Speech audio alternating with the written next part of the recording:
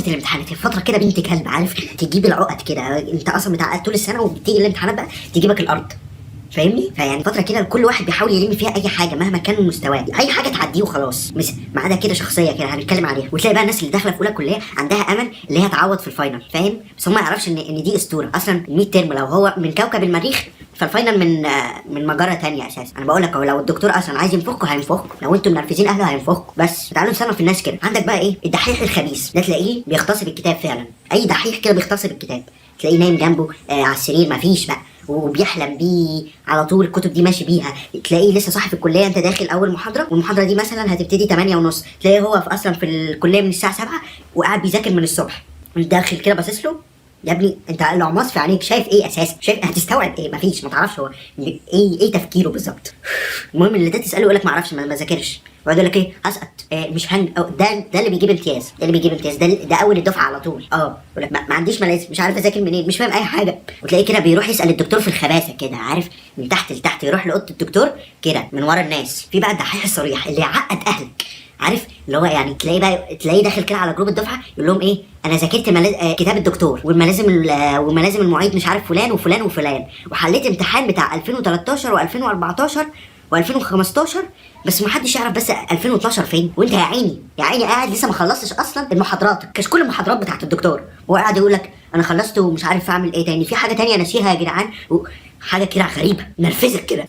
وهو ده الشخصيه اللي بتقعد توقف الدكتور بتاع 6 ساعات بعد المحاضره يا عيني، تقعد تساله. هو الراجل اصلا واقف ساعتين بالعافيه وهو وقفه تاني يقعد يساله. هتقرف كده ناس وقف. في بقى الطالب المتوسط ده اللي هو بيبقى متعذب مع الدحاحين، اللي هو يعني ايه، يا دوبك ايه ليله الامتحان كان مخلص بقى المحاضرات وحلل له كام مساله، يشوف بقى جروب الدفعه، ايه ده انا هسقط ولا ايه؟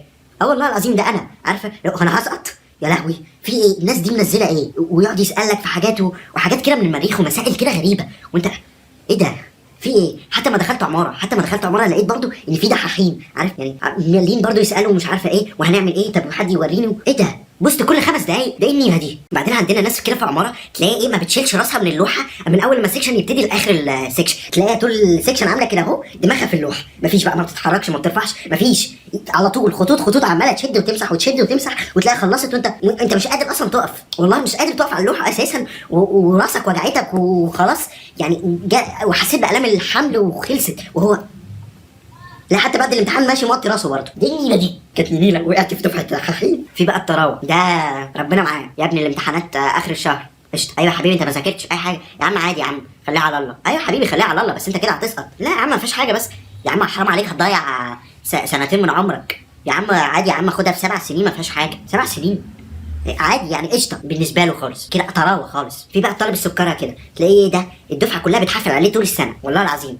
اقول لك يعني كمثال تلاقيه ده بيحاول يطمن نفسه باي طريقه، مثلا اللي هو الامتحان جاي بكره سهل، بيقول لك ايه يعني، كانت حصلت عندنا في الدفعه، يقول لك راح كاتب كده بوست على الجروب، يا جدعان ما تخافوش الامتحان بكره سهل، انا حلمت ان الدكتور كان بيديني بلح.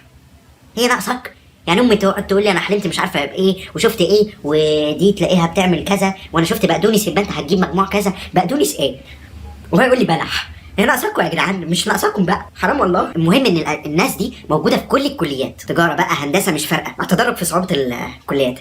معلش مثلا في هندسه يبقى داخل يعني بقى جايب ايه بقى، مفيش واحد في هندسه جايب اقل من 96 يخش جوه، هو اصلا مش عارف يعدي ال90، مش هيعرف يعدي ال90، ومستغرب ازاي يعني انا جايب 97 اجيب في الميدترم 2 من 10 ازاي؟ ما تستغربش، انت انتقلت من مرحله لمرحله ثانيه. المهم ان انت تذاكر وتشوف مستقبلك.